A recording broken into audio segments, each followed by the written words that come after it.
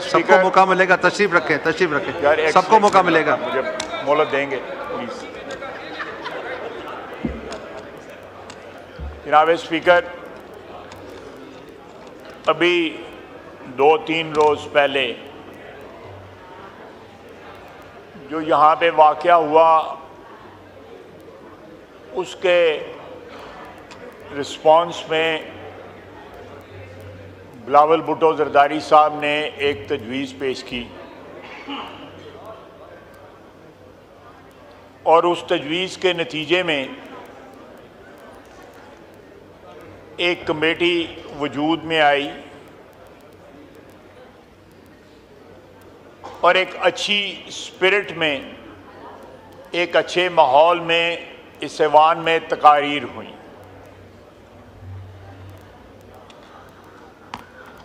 उस कमेटी के पहले इजलास में मैंने भी शिरकत की।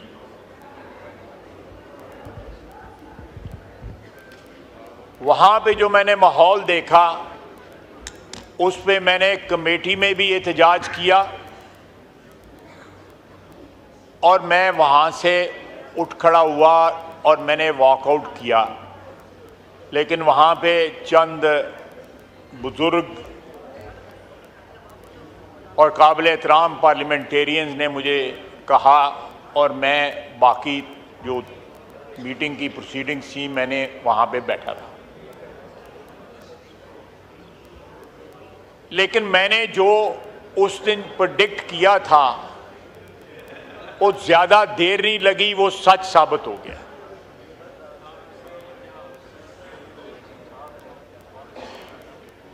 ये जो आज ट्वीट आया है ये उस तमाम माहौल को विशिएट करता है जो माहौल जनाब स्पीकर, जनाब डिप्टी स्पीकर आपने और स्पीकर साहब ने जो है उस माहौल को डेवलप करने की कोशिश की और उसमें सब ने हिस्सा डाला। सरकारी पार्टी ने भी हिस्सा डाला, लेकिन उस तरह का रिस्पांस जो है नहीं मिला और पीटीआई के रैंक एंड फाइल की जो डेस्परेशन है वो इंतहा को पहुंच गई और ये ट्वीट जो आज आया है ये उसका सबसे बड़ा सबूत है।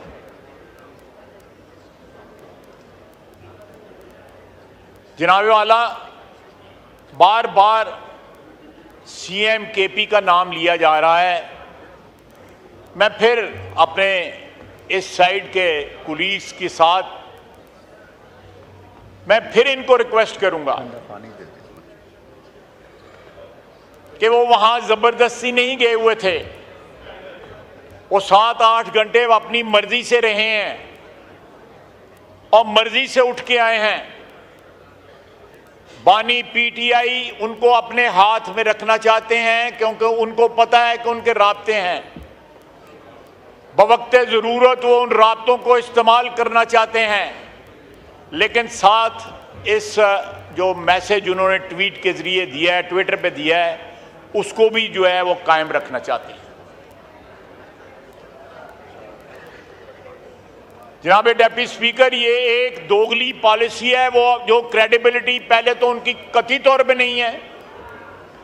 अगर पिछले 2-3 रोज में कोई क्रेडिबिलिटी यहां पे बिल्टअप हुई है, एक माहौल पैदा हुआ है, वो सारे के सारे उस माहौल की इमारत जो है वो मिसमार होकर जमीन पे गिर पड़ी है। जनाबे वाला, लीडर ऑफ अपोजिशन तकरीर कर रहे थे तो मुझे खुशगवार हैरत होती थी। जब नवाज शरीफ के साथ थे तब भी यही तकरीर करते थे, मुशर्रफ के साथ थे तब भी इतनी जोश के साथ तकरीर करते थे, किसी और पार्टी के साथ थे। मुझे ये आर्ट जो है मुझे भी कुछ सिखा दे कि मैं हर पार्टी के साथ मिल जाऊं और इसी तरह तकरीर करूं।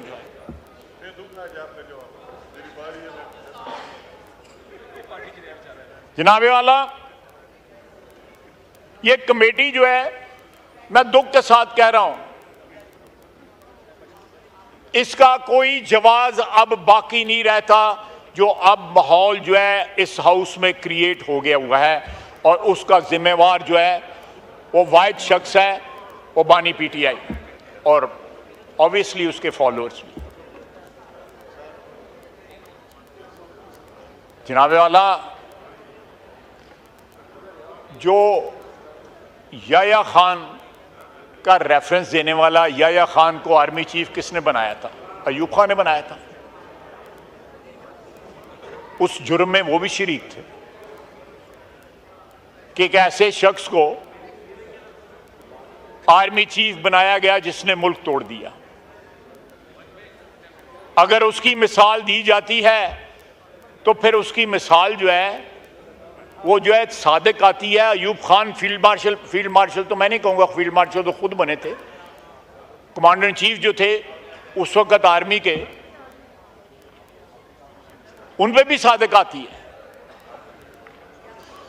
अल्लाह के फजल से ये मुल्क डिसइंटेग्रेट नहीं होगा, लेकिन इमरान खान जो खैबर पख्तूनख्वा में जो चीज़, जिस आग को जलाने की कोशिश कर रहा है या उसको भड़का रहा है, वो ज़रूर बीज बोए जा रहे हैं कि एक जो है ऑप्शन इन लोगों के पास रहे कि कल जो है केपी में जाके खुदा न खासा ये अलहदगी की तहरीक न चलाएं।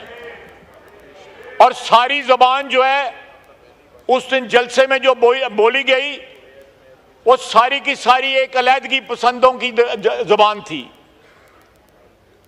अगर आप तारीख के झरोकों में ज़रा झांकें तो जिन लोगों ने भी इस मुल्क के हिस्से बखरे करने की बात की वो भी इतनी तल्ख ज़बान नहीं इस्तेमाल करते थे।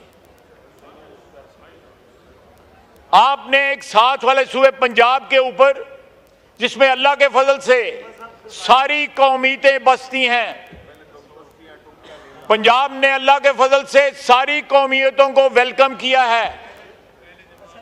यहां पे अल्लाह के फजल से कोई गैर महफूज नहीं है। इसी तरह सिंध है, कराची है, खैबर पख्तूनख्वा है, बलूचिस्तान में वाक़यात होते हैं, लेकिन आप कोई सूबा जो है ये नहीं कहता कि हम लश्कर लेके जो है आप पे अब हमलावर होंगे। आपने जो मीडिया वाली बात जो थी उस पर अपोलोजाइज कर लिया, क्योंकि मीडिया की आपको जरूरत है। ये जो साहिबान, ख्वातीन और हज़रात जो बैठे हुए प्रेस गैलरी, इनकी आपको जरूरत है कि आपका नैरेटिव चाहे जितना भी ज्यादा एंटी पाकिस्तान हो, उसको किसी ना किसी तरह जो है आगे बढ़ावा मिल सके। इसलिए आपने बाकी जो उस दिन चीफ मिनिस्टर केपी ने जो कुछ कहा, किसी बात पे पशेमानी या पछतावा या उसको बैक ट्रैक नहीं किया गया। वो पाकिस्तान की वहदत के खिलाफ था।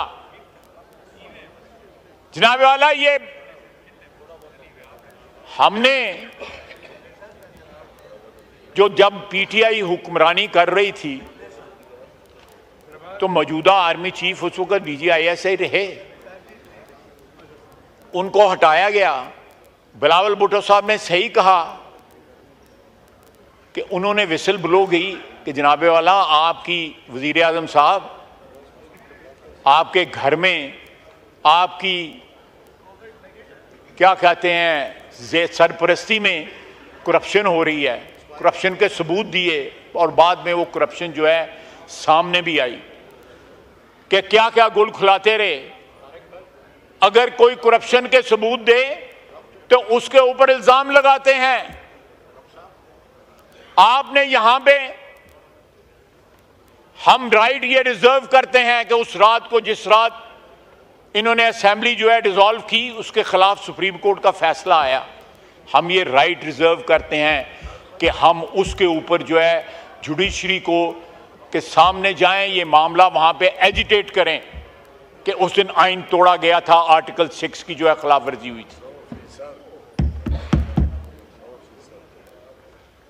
इससे बड़ा कोई सबूत नहीं है कि आइन तोड़ा गया और हमारे आइन तोड़ने की जो बुनियाद थी, जो हमारा जो एजिटेट जो हमने किया, सुप्रीम कोर्ट ने उसके ऊपर मोहर सख्त की।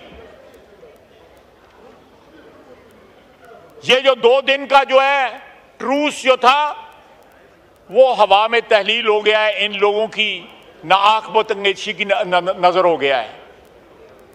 मैंने जो परसों कहा उस मीटिंग के अंदर दुरुस्त कहा कि वो कमेटी जो है किसी की ग्रीवियंस कमेटी नहीं है, वो इस हाउस की कम से कम इज्जत बहाल करने के लिए, एहतराम बहाल करने के लिए, इसको चलाने के लिए वो कमेटी बनाई गई थी। मेरा वहां पे वॉकआउट जो है वो सच साबित हुआ। आप बताएं, ये जो ट्वीट किया है बानी पीटीआई ने, उसके बाद कोई शक रहता है, लेकिन अभी भी डबल गेम हो रही है। और डबल गेम जो है वो अली अमीन गंडापुर साहब के जरिए हो रही है। मुझे बताएं कि अगर एस्टेब्लिशमेंट के मुताल्लिक उनके ये ख्यालात हैं तो पिछले 1.5 साल से हमसे बात नहीं करते, बार बार कहते हैं एस्टेब्लिशमेंट जो है उनसे बात करूंगा। किबला उनका जो है वो पिंडी है, GHQ है। सियासी किबला तो ये होना चाहिए, ये हाउस होना चाहिए, ये पार्लियामेंट होनी चाहिए, ये कौमी असेंबली होनी चाहिए। अगर ये बातें जो आज उन्होंने ट्वीट में दर्ज की हैं, लिखी हैं, तो जनाब डिप्टी स्पीकर फिर एस्टेब्लिशमेंट से क्यों बात करना चाहते हैं? जनरल आसम मुनीर साहब एस्टेब्लिशमेंट के हेड हैं, उनके पांव गिरना चाहते हैं, फिर साथ ट्वीट भी करते हैं। सर, पाकिस्तान की सियासत में बड़ी बड़ी 2 नंबरी हुई है, इससे बड़ी 2 नंबरी कोई नहीं हुई। बड़ी बड़ी 2 नंबरी हुई है। मैं नहीं कहता कि पाकिस्तान की सियासत पाक साफ थी या पवित्र थी, हम लोगों से बेशुमार गलतियां हुई हैं। काजी फैज ईसा को इन्होंने निशाना बनाया।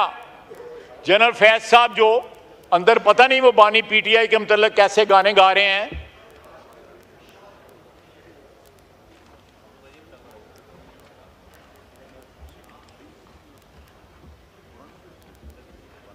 हो सकता है कि वो गाना गा रहे हो कि आजा बालम तेरा इंतजार है, तो इस किस्म का वो गाना अंदर वो गा रहे हैं। तो वो क्या कह रहे हैं? उन्हीं के जरिए जो है धरना दिलवाया गया, उसके बाद फैसला आया एक शख्स को जो है, और उसके बाद अपोलोजाइज किया गया, उनसे माफी मांगी गई। उस वक्त के प्रेसिडेंट ऑफ पाकिस्तान जो है ऑन रिकॉर्ड है, उन्होंने फैज ईसा से माफी मांगी कि उनसे ज्यादती हुई है। ये रेफरेंस फाइल नहीं होना चाहिए था, ये रिकॉर्ड की बातें हैं।